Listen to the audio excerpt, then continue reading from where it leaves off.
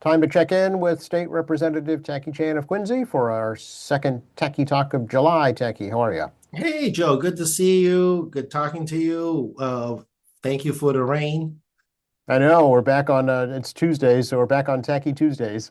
We are Tacky Tuesdays, and well, let's be honest, I had heat exhaustion during July 4th. It's been commented by multiple folks in the friend slash rumor slash chain of folks of like to gossip that they look like a drenched cat, and that is factual. We were looking through my social media picture options and realized that I look completely terrible.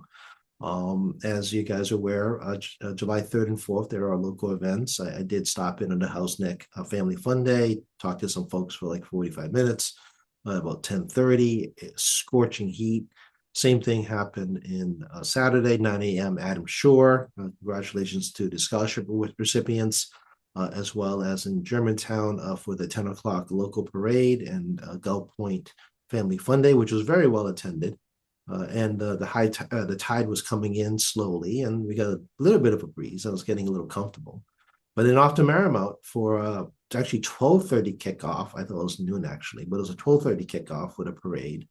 And at that point, 12:30 to 1:30, you're talking about high sun, and Marymount doesn't actually have that much shade in a walk. So those knows the Marymount route. Um, it's like a mile and a quarter, give or take. And yeah, I was really by that point was really suffering, and I drank a lot of water. At one point, someone nice enough on Summit Ave let me reach into the cooler and just grab some ice and just threw one down the back of my shirt. I mean, my neck was swollen. I did heavily sunblock, and then the sunblock got into my eyes during the sweat process on Shore Ave on the way to Moffett. And I was like blind for one point. So some people in the parade may have noticed that my glasses was off. I was throwing water in my eyes and trying to wipe it off of my shirt, which just made it worse. Uh, Jeez. yeah, this is an occupational hazard, folks. But in my time, I've never been in a parade, July 4th parade as brutal as it was this past weekend. Oh, I think the heat index was like 112 or something. It was ridiculous. Yeah. It was absolutely insane. And, great job by everybody participating. But by the time I got to the third one of the day, and mind you, I don't do Squantum because I don't represent Squantum. Uh, I was, in all honesty, I mean, we did go through my social media pictures and realized that I look like a dead cat. I mean, look bad. Well, you've recovered nicely, thankfully. Well, I'm still quite burned, actually. I'm not showing you those burns. But there is clear demarcation of color regarding where clothing and exposure to the sun is. Yeah. Well, hopefully that's the peak of the heat for the summer. I can't imagine it getting any hotter than that. Well, it's still August, Well, that's true. which is technically the worst month for us. But I mean, this rain is much needed. I know it's very hot and there was a lot of humidity, but there's a lot of evaporation too. And your lawn and my lawn are too isn't looking so good right now. No, no, it's like hay. It's a hay field. It Yeah. is. And be careful again. I have a fire pit. People like to barbecue. You're on dry grass. It could be dangerous if you're not careful regarding the ashes. And as I kind of talked about this past weekend, I mean, I was exposed to a lot of sun, Mm. and we're marching. It isn't like it's that much physical activity. I'm not going to pretend I was doing a marathon here, No, but but you don't have to in that kind of heat. Just being out in it is bad enough. yeah, but it can't leave.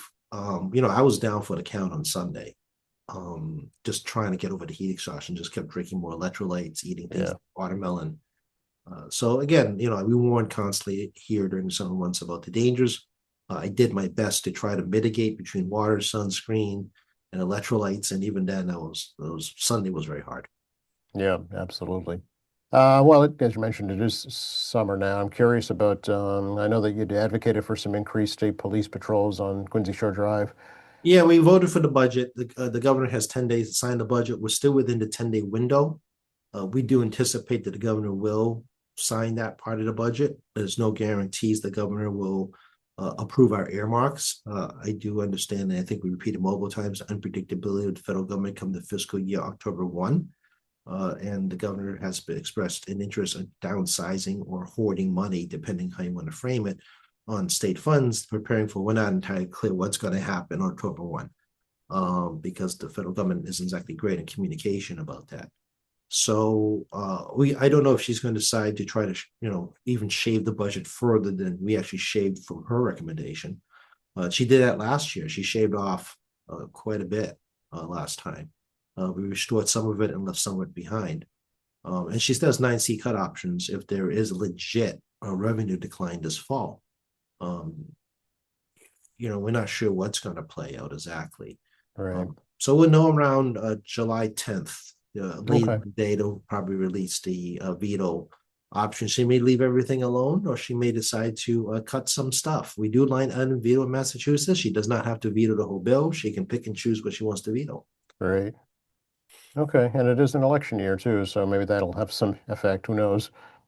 Yeah, as you guys are aware, we try to get a little bit of money here and there for local projects, local not-for-profits, and government, local government for important causes. And it's election cycle, and we're not going to pretend here. Getting a couple of bucks here and there for good organizations locally creates goodwill, and it's one of the things we can do when we have some extra money lying around. We did very well during ARPA. We did very well prior to COVID when there was more money available. But nowadays it's very confusing what's going on with our federal partner, and the federal government still represents about a third of our revenues. Yeah. So that's significant for sure. On the Medicare plus is the side, biggest concern. on the plus side, the World Cup is most likely going to show a very good revenue in restaurant taxes. Meals taxes, Yep. sales taxes, and for local government, the hotel motel tax. Because the state does not get the hotel tax. That is Right. municipal government gets the hotel motel tax. And in Boston, they have some additional fees regarding rental cars. That's special to Boston. So, there are hopefully a little bit of a tax boost, particularly at the municipal level, for the new fiscal year, because their fiscal year started at the beginning of June. Right. Yep. So, they should see that as part of this fiscal year. And, obviously, you may have seen the Howard Johnson, which I'm closest to, people having their flags of their various countries they support, getting onto the Wallaston Red Line. Oh, yes, absolutely. Yeah, and the Morocco team is staying at the Marriott in Quincy right now, actually. Yeah, and that's extra hotel motel taxes for the city of Quincy. So, this has been a great one-time bump in revenue stream for municipalities. And again, I don't delve into the municipal budgets. I don't mess with outside Sure. the lane, so to speak. Yeah. But I mean, there's something the council and the mayors and boards of selectmen around the state that do have hotels and motels, should really, look at strongly, probably sometime in the fall to see how they did. Yeah, absolutely. Can we talk a little bit about these electric scooters, Tacky, that seem to be becoming more prevalent now, and whether or not there's any regulation or is there talk of regulating those things? There's been talk about this on and off in building. The RMV does require licensing of vehicles that are above a certain speed. And electric scooters break a certain speed. I believe it's 30-mile-an-hour capacity. Sounds right. Yeah. If I remember correctly. They have to be, get a plate, for lack of a better term, and treat it more like a motorcycle. But those that don't break that speed limit capacity doesn't. But if you watch Chronicle and Channel 5 at one point, they actually did discuss how electric bikes in particular can remove the limiter on your own, and then suddenly you can do like 45. Oh, really? Oh my goodness. Depending on the bike, right? And you want to soup it up yourself, obviously. So the issue I think that a lot of people see is that they're on sidewalks, moving at like 15 miles an hour. Yeah. The bike lanes in Quincy, weren't really meant for that speed either. And they're also non-contiguous. And Boston's the same issue. They're not contiguous bike lanes. Right. It just ends at some point. Yeah. It ends at some point, and it gets a little confusing. It isn't like we're riding our bikes at under 10 miles an hour, on sidewalks. And sidewalks are pretty wide in Quincy in the main roads, which is nice. So, I'm not, some people have filed bills on and off over the past 4 years about electric bike regulation. I think at one point the discussion went up to the Econ Dev bill. Hmm. Well, I'm not sure how to manage that one, to be honest with you, because Yeah. you could change the speed limiter down to like 20. But it's also a local enforcement issue. I mean, does that count as a moving vehicle using a pedestrian way? Okay. So it's another case of the technology got ahead of the regulation, unfortunately. And they're not cheap. Electric bikes like 5 grand. Are they really? Hmm. Oh, Yeah, I ridden one some years back, and it's a demo. And I asked how much it was. They were like the starting model is like 3.5. But you really need to go to the better models, which are 5. wow. I had no idea. My goodness. Yeah, I'm not spending 5 grand. No, I had no idea. I think of I guess I thought they were like regular bikes, only with a little motor, but apparently they're much more than that. They're not mopeds. This is not the days of a strapping on the lawnmower engine Right, to your that's right. bike. Okay. Hey, you mentioned economic development bill. Is that coming up this week? We're voting. We're going to be debating that tomorrow. Ah, okay. Tomorrow's Wednesday. Our debate days are generally Wednesday, perhaps Thursdays. As we close into the end of session, particularly the last 10 days, there's potential we could be in every day. So they're going to put us more on call with 24-hour notice of session. Hmm. As you can imagine, nothing's more fun when you get a notice on 5 p.m. that you're coming in the next You have morning. to be in there the next morning at 9 o'clock. Yeah. Yeah, it doesn't. This is not a job where you would appreciate predictability of schedule, particularly when Right, we're down right. 20. So, it's anything could happen scenario in July in scheduling, which means, as you can imagine, we end up rescheduling a lot of things as a result, whether it be meetings district, meeting events locally, canceling meeting events, and then there's a whole lot of juggling around, including my personal life. Things have changed in my life, as you know, and I have more friends reaching out that want to spend a little time with me to check in on how I'm doing. And, there's going to be a lot of that moving parts too. Hmm. So, um, we'll see how it plays, but it's about a $350 million bond, which is not a lot of bond money. It's predominantly a lot of policy issues of various forms. There's about 600 some odd amendments to add mostly policy issues, not a lot of cash. There's not really cash on the table here. Sometimes econ dev is a little bit of cash, a little bit of bond, but Yeah. mostly bond. And there's not a lot of major reforms my glance through thus far on the bill. It's actually going to be easier to talk about it after debate, largely once we get through the 600 plus amendments, Okay. whether or not they're going to allow additional public policy. As you guys are aware, and I keep talking about it over and over again, I'm trying to get a lot of small technical bills on things like veterinarian licensing sequence consistency Hmm. into this bill that does affect the economy because the licensing time frame renews on veterinarians a birthday as opposed to annual, and they I want to see. phase themselves into an annual system so everybody knows when exactly they're going to have to renew the licenses. Yeah, makes sense. Yeah. So small things like that. So I have a lot of those kind of similar bills. We'll see if I can get into like the technical correction bill to allow people with pets to keep their pets in senior housing complexes. Oh, all right. Okay. Hmm. That's a bill I'm trying to see I can sneak into the econ dev bill too. So I got a bunch of amendments that I consider non-controversial, and I hope you guys think are non-controversial based on what I just said on 2 of these amendments. That can somehow sneak through. Ah, all right. This is getting an insight into the legislative process here. Well, if I can't get it done through July 31st, and I still believe these are non-controversial, I can do it by informal session. Yes. I said this last call together.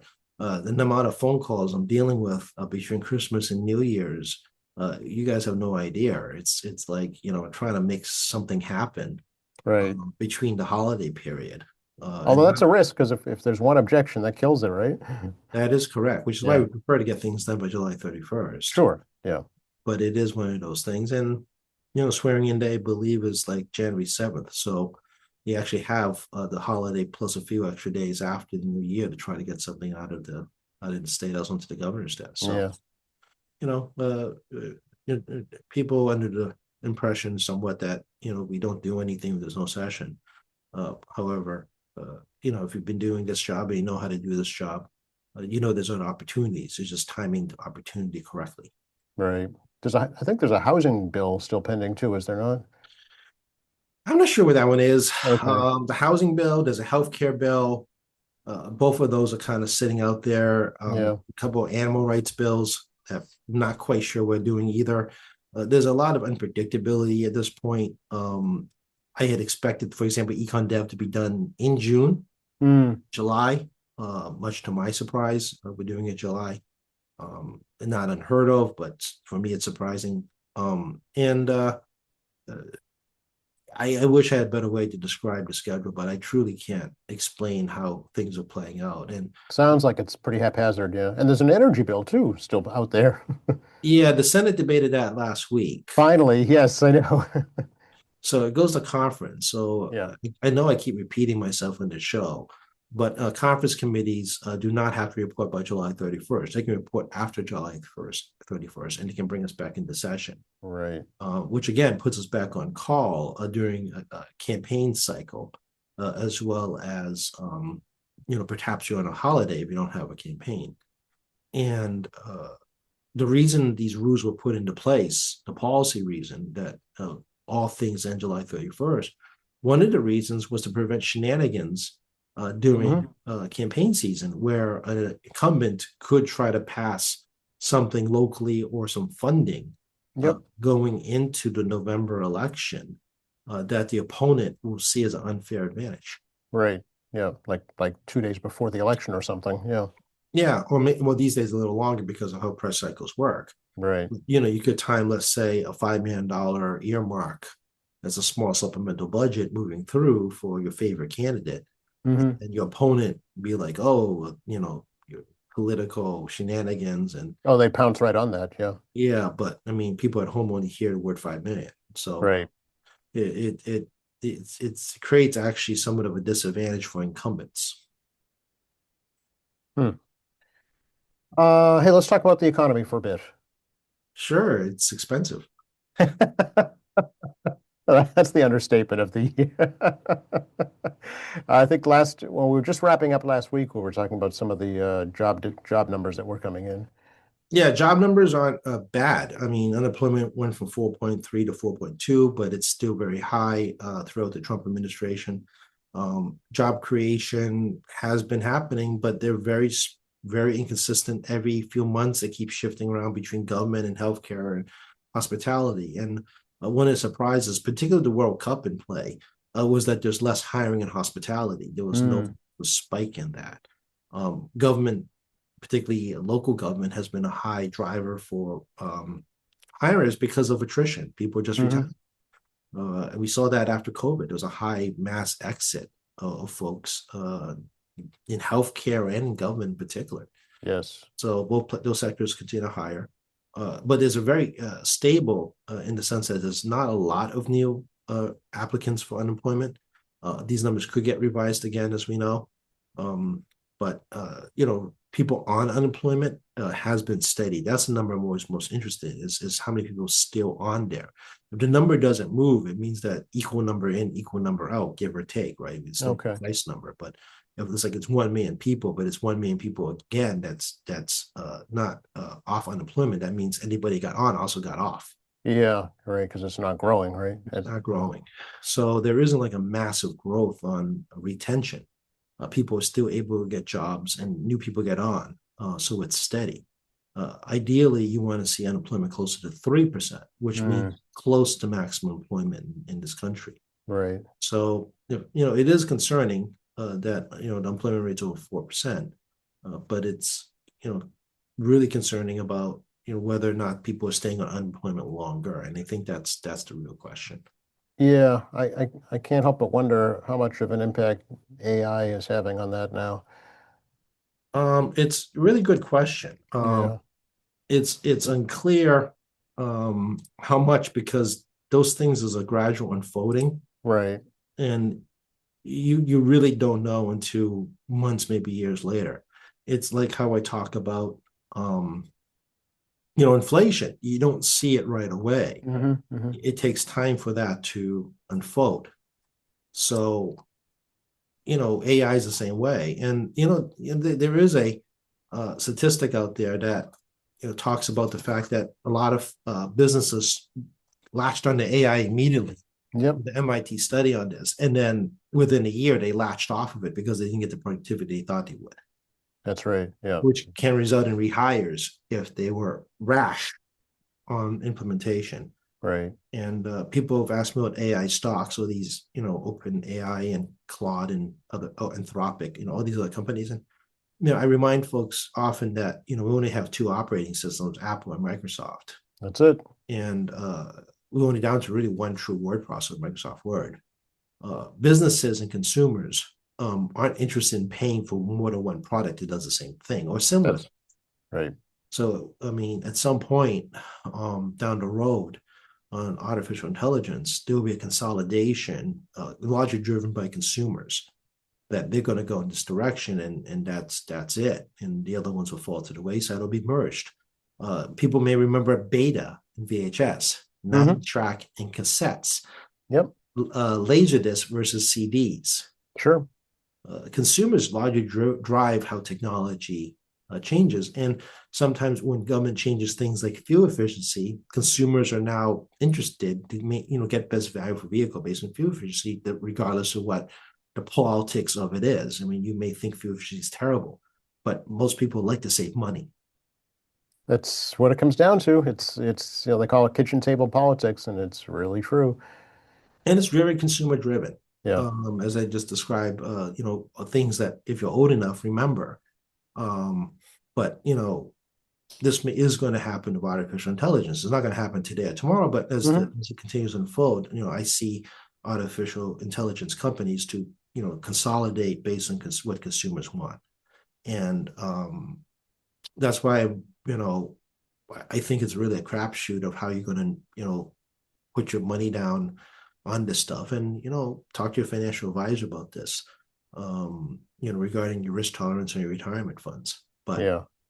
But that's my view on technology in general, is that consumers will drive to a certain degree consumer products, and they don't want to buy more than one. The Google various eyewear has come and gone regarding technology. Google glasses have been canceled, but Meta's put a new one out. We'll see people willing to fork over big money, and even more money if you're like myself, that is prescription glasses, on how that works. So, swing back to unemployment for one brief minute. Yeah. Massachusetts unemployment's at 4.5%, slightly higher than the state average, but put in perspective, it peaked at 4.8% in February. Okay, so it's come down some. Yeah, for this year, we're obviously only 6 months in. Right. So, in Massachusetts, the most job growth was in government, education, transportation, information tech, and professional services. No, leisure and hospitality actually had a decline. That was April to May, though. So these numbers may flip on its head in June because of the World Cup. So we'll see what the August figures come out, and then take a backward look. So give you an idea of how these job numbers are very unpredictable, is that there's always a bit of a delay versus what we see today. Right. Yeah. Interesting. Okay. So it's kind of tenuous at best right now. Yes. And wage growth is very important because wage growth is tied to inflation. If wage growth isn't beating inflation, obviously workers lose. And inflation's at 4.2 and wage growth was at 3.1. That's a clear loss for consumers. Yeah. It is. And in the K-shaped economy continues. There's no economist that has not said it's not a K-shaped economy, where people at the high end of the food chain is representing 50% of consumer spending, give or take. And the rest of us are trying to make up the difference at the bottom end. But it's a very small percentage of folks that's really driving the consumer economy. And small businesses represents nearly half the GDP of the country. Yep. And small businesses, is the lifeblood of the consumer economy. So, we'll see how it plays out. And I'm not, can't predict what's going on because, obviously Iran just shot at Saudi oil tankers or transport. I saw that. Yeah. Today, there's a lot of unsettlement in the Middle East still. The U.S. has not withdrawn forces. We're still floating around out there, always ready to strike.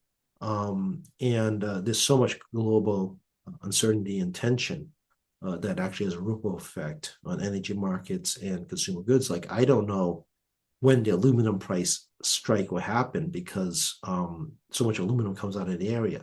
And Mm, said before, fertilizers, half the country didn't buy the fertilizer in time before the war started. And it may result in shortages of certain products, and it may result in spike in certain products, agricultural products domestically.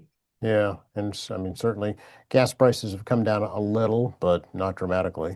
Yeah, anywhere from like 357 to as much as like 410, 450. Yeah, It's really a broad range I've noticed this past week yeah. driving around, depending where you are on the price structure of gasoline. And if you're buying premium and above, it's really like a buck more than regular. Yeah. So premium above really is hurting you a lot more than I remember. So, but again, they could switch in a moment's notice. I noticed when it went under $4, the gas lines were pretty high. People thought they were getting a deal. Yeah, to get it in before the next unpredictable move on gas Right. prices. Yeah. So, um, yeah, I wish I had a better statement, but we'll wait and see. And travel to Europe continues to be very tenuous for people from this country because you don't know if there's a plane right back because the fuel shortage is still there until a new fuel shows up so it can refine it. Mm, And that's a time delay because it takes time for a tanker to get point A to point B plus every refining time. right, exactly. Yeah. And there's talk about in the Fed about maybe raising rates this year. Yeah, Kevin Warsh actually was very much about lowering rates, and he still is convinced artificial intelligence is going to compensate for job losses and continue to grow this economy and create more efficiency, very much like how the internet has. But the internet also took a long time to create that efficiency. It Hmm. wasn't like instantly in 1999 that suddenly, we had massive efficiency in businesses. And AI is not the same as the dot com. It's different because the nature of the business engaged in it. There is a lot of risk because they're putting a lot of money out there, and it's more money that I think any of us ever could conceive. But is the money still going to be there later on for these businesses to make the massive investments, or are you going to deal with countries like China that just dump government money nonstop into it? Right. Yep. And it creates some good questions. And Walsh, was brought in under the belief he was going to lower rates, but the unemployment rate staying above 4% and inflation staying above 4%, has really made, a potential battle on the Federal Reserve Board about what to do next. And I'm doubtful they're going to raise rates unless the board really makes a hard push against Walsh. And then he's got a problem because the misconception is that the chair dictates and everyone just kind of follows along. Mm, It's not. It's a board, and it's a rotating board for a reason in terms of the Federal Reserve banks and all the various Federal Reserve banks does independent data, plus the main Federal Reserve Bank, the central bank, also does its own independent data analysis. Plus the fact they get the government data, and the government data is they get actually the same time we get into public. They don't get yep. advanced peaks. So they kind of have to respond on a lot of different data sets, plus the public getting data. They get into the same time as the public does on things like jobs and other information that the federal government provides. So as I don't expect rates to change quickly. If they go up, I'll be very surprised. And there's the politics of this. I mean, president's been trying to run the Federal Reserve. Not the first president. Almost every president has tried to run the Federal Reserve. Hmm.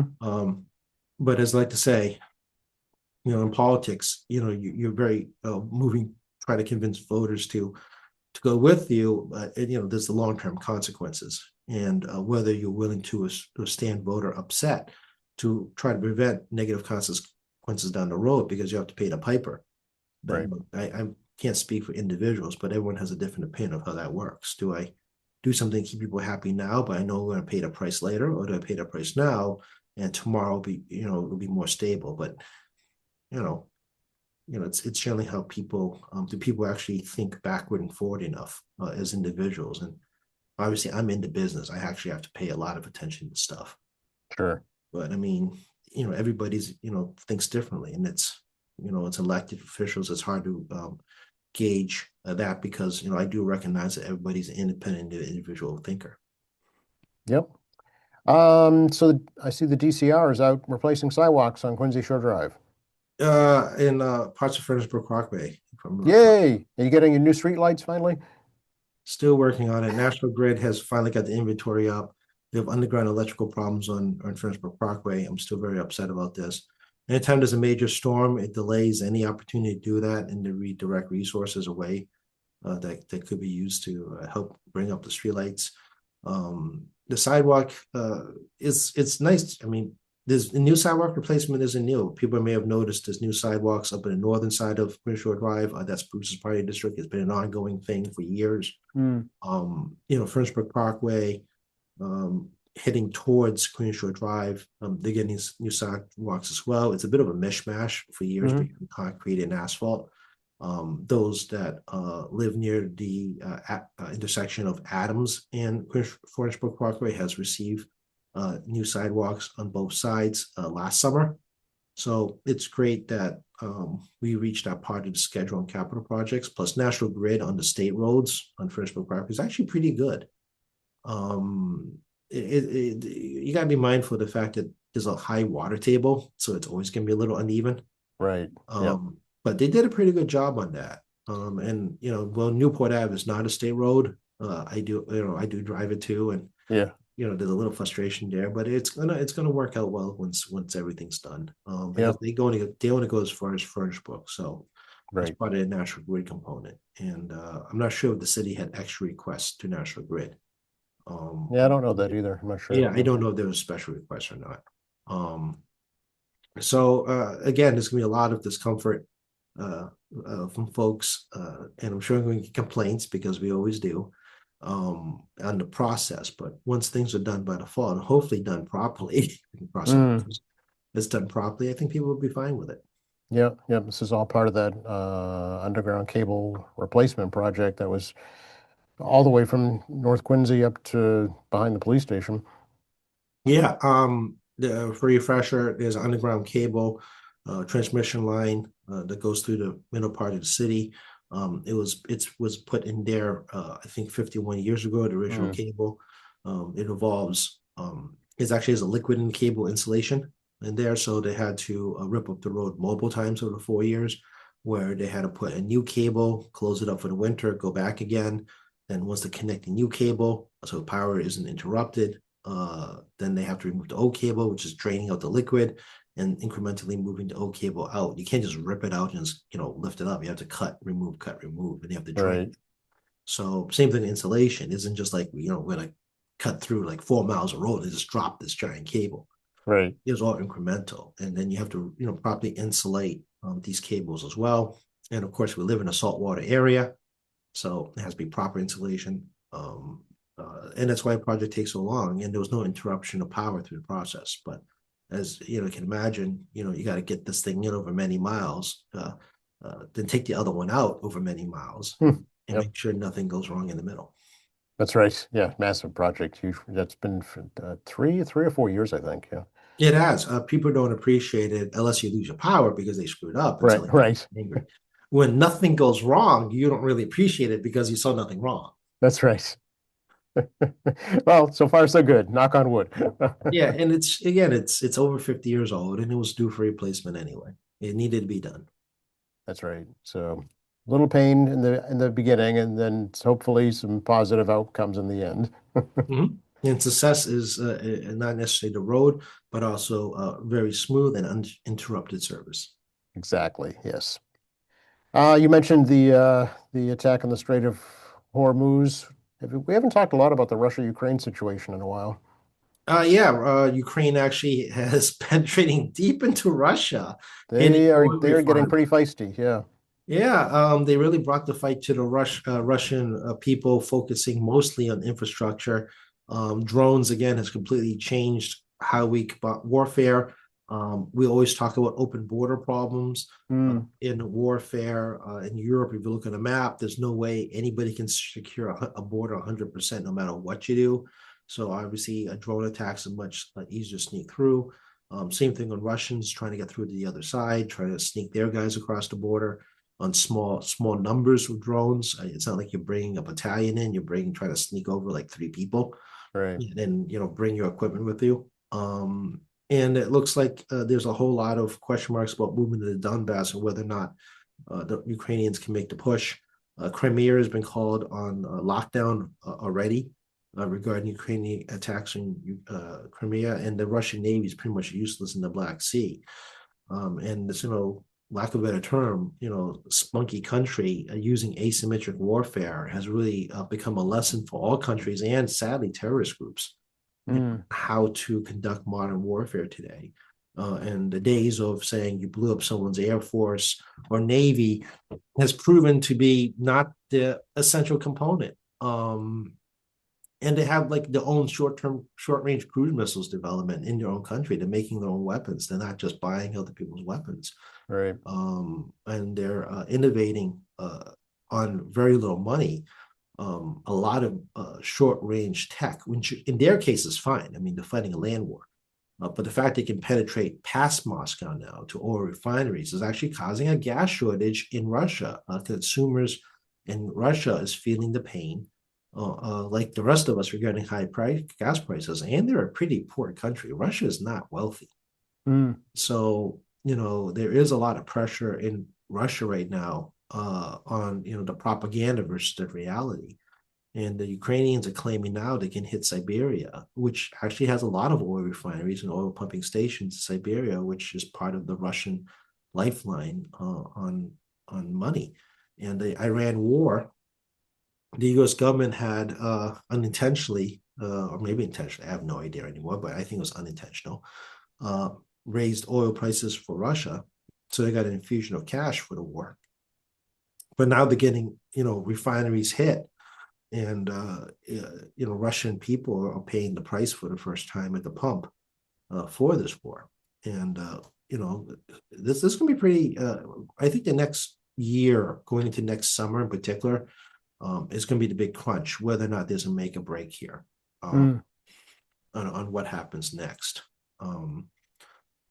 and I say that because if you're aware, they have to move in seasonal combat when the place turns to mud, nobody goes anywhere. They just right. stuff at each other as opposed to making ground movement.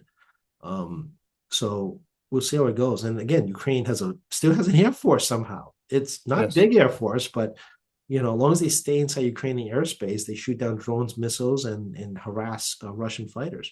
Hmm. It's quite remarkable.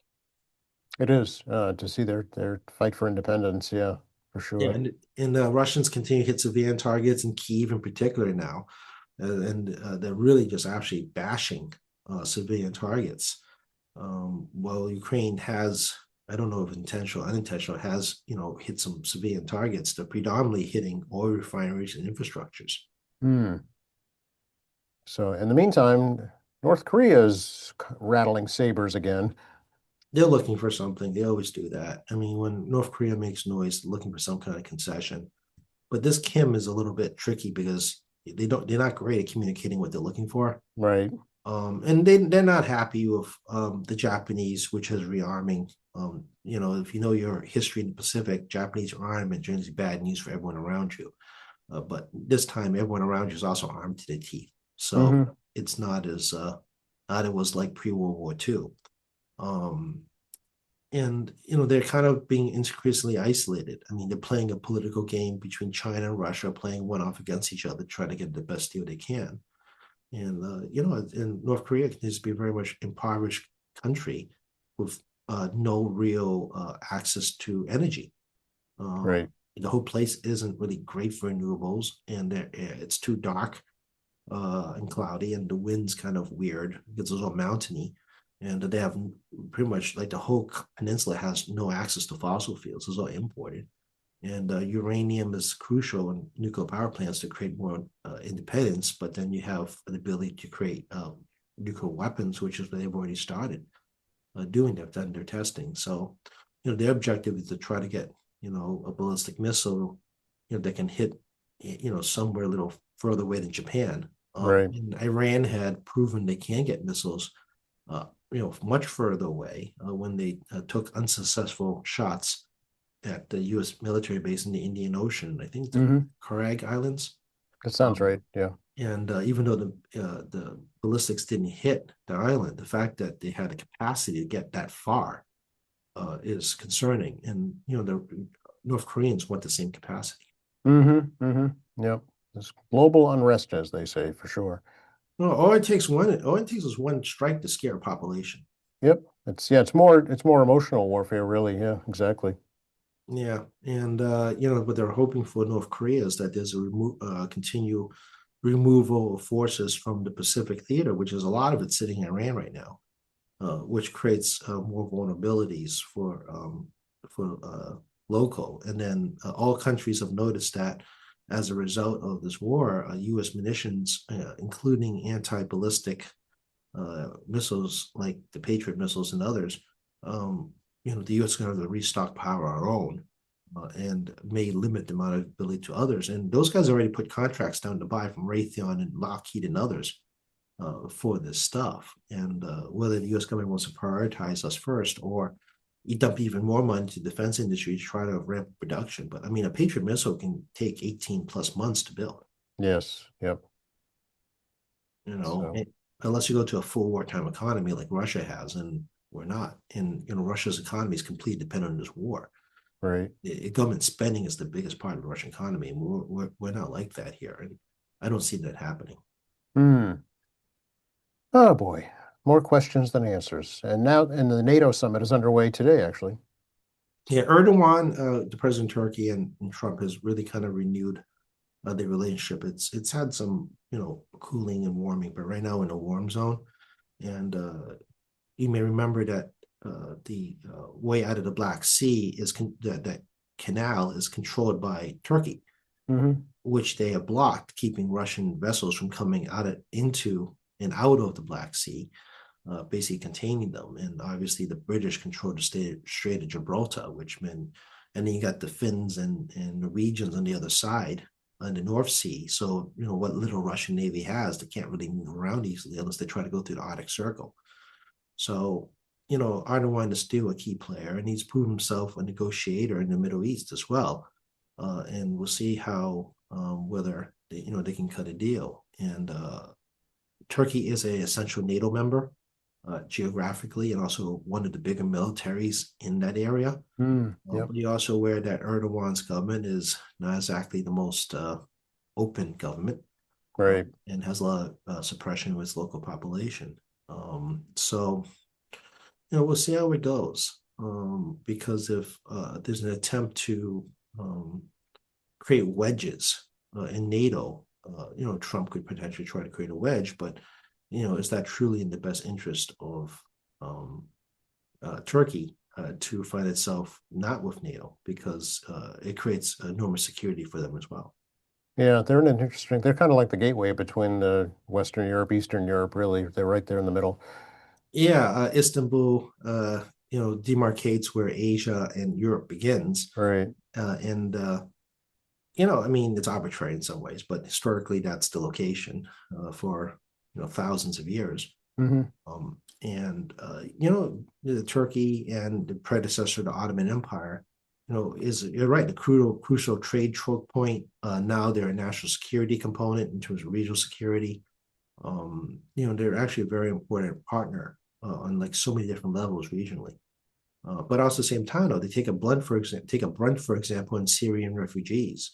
Mm, People in this country think it's a unique American issue regarding border issues. It's not. Syrians cross through Turkey to try to get to Europe, and Erdogan actually did the whole "we'll just let you through" and become someone else's problem, right. which upset a lot of Eastern European countries. So see how it goes. And Trump's had some following out. I mean, he upset the Italian people and its right wing government when he said that the president was begging to take a picture with him, I remember. Yeah. and that pretty much soured and killed that relationship that was actually pretty good. When basically you demean another country's leader, and frankly, the population, regardless of political spectrum, collectively felt demeaned. Right. There are certain things, and I hope we can learn this too at a little level, is at some levels, that regardless of political spectrum, when you insult a foreign leader, you insult their country. Well, the majority voted for that person, so therefore you've insulted the majority of the electorate at that time. Well, and I do think, regardless of political spectrum, people do have pride in your country. Right. In Europe, that happens to be very much so. So, I mean, he's losing his allies, and Starmer's out as prime minister in England, and their inability to hold a prime minister more than a couple of years continues to be fascinating in British politics. And we'll see if this guy Burgum is going to be able to do better than Starmer. Mm. And they still have a supermajority in Parliament, and they're not due for an election soon. So there's also a lot of questions because unlike here, the local political party, which you pay to be a member, and you have to maintain your membership good standing, elects the party leader, and the party leader becomes a parliamentary leader. Okay. So they're bypassing some of those processes in England, and as you can, politics being politics, they're trying to decide the Labour Party in Parliament how they're going to try to balance the interests of the party membership in Parliament, but also keeping the democratic structure inside their own party valid. Mm-hmm. Continuing to keep that mandate. So, again, very different from the U.S. on how they do that, and it's not like it's a primary. It's a very small group of folks relative to the size of the country that pay to be party members and maintain good standing. So, there's that constituency they have to serve both ways. So there's a lot of fun things going on in Europe. Some of those old Eastern Bloc countries have had leadership changes. Huge questions of what it means regarding European, U.S., and Russian relations. And the Japanese, looking to really try to, stimulate their economy. They're suffering from a weak yuan against the dollar, and the economy has some inflation, and their interest rates are going up. And they're trying to, militarize because of lack of faith of the U.S. support. Even though the Japanese prime minister is actually very friendly with the president. So there's a lot of global moving parts here. Does it affect you at home? Eventually. Maybe. Yeah, eventually what happens on the world stage would trickle down back to your pocketbook, perhaps. Depending on your desire to travel, it may, impact your ability to go from place to place. As we described earlier, fuel prices in Europe is going to have a very serious impact on your ability to visit. Sure. Anything going on in the district coming up, Tacky, we should talk about? There's not much left going on after July 4th. As I tell my friends at the State House, I just got to get out of July 4th events and things slow down till we get to August Moon Festival. All right. Yes. Yep. And in September is Chowder Fest in Hell's Neck. So those are the next big events. I know there's something going on in Germantown on Bignell Street. There's a family fun day coming up in mid-July on a Saturday. But at this point, we're really focused in on being on call for session. Obviously continue to do constituent services, and off hours from the State House. Campaigns with the conversation internally, and the Speaker's office, or the Speaker's PAC, more accurately, has been working on behalf of the Democrats in the House to obviously work towards re-election and having a successful fall. It'll be here before you know it. It will be a reminder that mail-in ballots are coming out soon. I believe July 8th is his first issuance, and which is tomorrow, actually. That's right. Yeah. And it's still not too late. If you're not going to be around because it is a pre-Labor Day primary, and you may be on vacation, you can put an order in for mail-in ballot, and Nikki Crispo will probably get you a ballot in like less than 3 days. Yes, definitely. Yep. Because the primary is September 1st.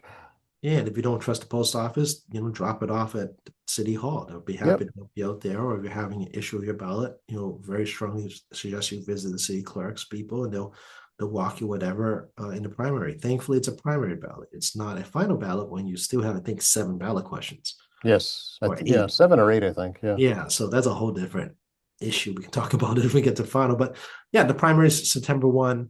Obviously, I'm on the primary ballot as well as other folks, but it's going to be a very low turnout, I suspect, because it's pre-Labor Day, and I know people like to go away during Labor Day holiday week. Strongly, again, encourage folks to get a mail-in ballot if you're not going to be here to participate. And I can't speak well enough about the city clerk and her people on helping out on people with ballots and elections and making sure that everyone's counted and secure. Definitely. All righty, here's where we ask you to give out your contact information. Sure. We're still in room 42. We are staffed. It's 617-722-2370, 617-722-2370. Remind folks that if the front desk doesn't pick up. I do not control the suite, and I still can't change the phone system. I'm getting complaints and I can't do anything about it. We tried. And you have to wait until you get to the prompt that gets to my name and just hit a button in my office and we'll get the message. One of us will get the message. Tackey.chan@mhouse.gov, tackey@mhouse.gov. That is the email. I am getting swamped as I look at the corner of my computer of all these asks about the Econ Dev Bill right now, to support and oppose certain provisions of it. State Representative Tackey Chan Facebook. We're corresponding Instagram. You can see my comings and goings. There'll be no sweaty tacky pictures up this time. Sorry. It was really bad, folks. It was horrid. And of course, we have emylegislature.gov. Very much encourage, again, everyone to create a web and login for themselves and monitor the bills without me and watch our different hearings and sessions. And we have we have a tackeychan.org. God, we have too many things. It's a resource page and a contact site for us, which people actually do use. They actually do use that contact page. And of course, you can check with Joe in the morning for his 10 minutes briefing on local news. And we encourage, again, people to email Joe at qatv@qatv.org. Send in a topic of conversation that you'd like to hear about. Absolutely. Love to hear from folks. We had one last week, our first one in 6 years. So that was great. Yeah. I do receive some compliments when they go shopping, especially when I'm at Star Market. So we do reach folks. They may not, that's good to hear. Good to hear. Yeah. I mean, they like to hear, they may not always agree with what either one of us says sometimes. That's okay. Yeah. And that's perfectly fine. I'm just happy we're listening. Sure. Absolutely. Thanks so much, Jackie. Thank you, Joe.